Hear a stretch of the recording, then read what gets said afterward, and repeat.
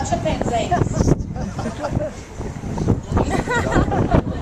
Which one is the boss? That is a fantastic question.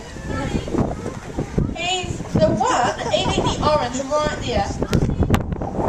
He did look just before. Marty is the #1 alpha in our chimpanzee group. And he's a pretty sweet boss. Most of the time an alpha or a dominant is going to come first for the food and eat as much as he can and then leave the rest to everybody else. Now Marty's a really nice boss in the way that he actually lets everybody else get food and then he comes forward. So just notice now, been feeding him for about 5 minutes and he's only just come forward. So he's a really, really good chimp, and he does actually stay out of a lot of the fights and lets them resolve themselves. And that's where Sam comes in and gives them at the end of the fight to make sure everybody's feeling well and good. Yes, I was talking about you, Sam. Good catch. See if Marty wants an orange. Here he comes. Marty, we can tell Marty apart because he's got big ears. You can see they're poking right out of the side of his head. Really big ears. Any other questions?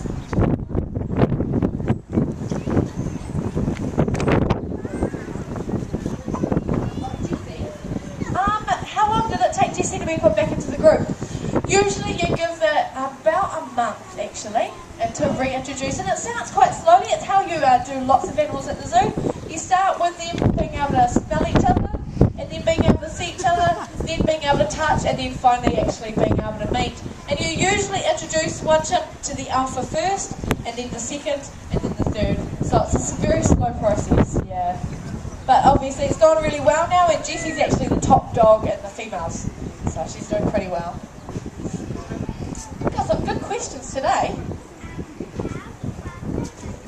Oh, how fast can they run?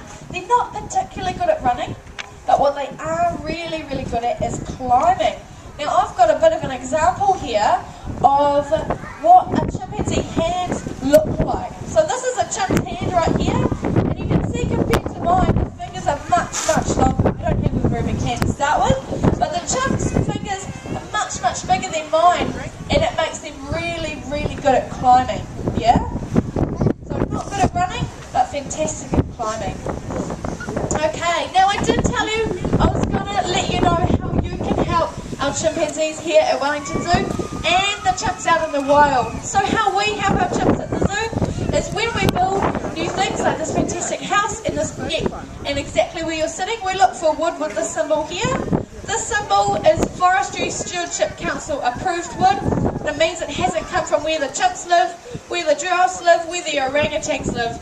It makes sure that it comes from somewhere that's really sustainable and it's not impacting any animal. So if you can buy wood with this product when you're building a house or a deck or even new outdoor furniture, if you look for this, you're going to be helping those chimps as well.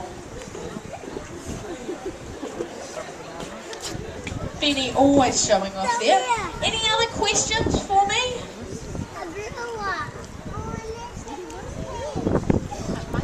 Good question. So, because chimps are so smart, they're about as smart as a 4 to 5-year-old human. And they're very strong, about 4 times as strong as we are. They are the most dangerous animal we have in the zoo. Because teamed with their strength and their knowledge and their smarts, they can figure out lots of things. Yeah, they're the most dangerous because of that. Jessie especially, because she's been hand raised by people, is even more dangerous because she knows how we work as well. Okay, thank you so much for coming along today, guys.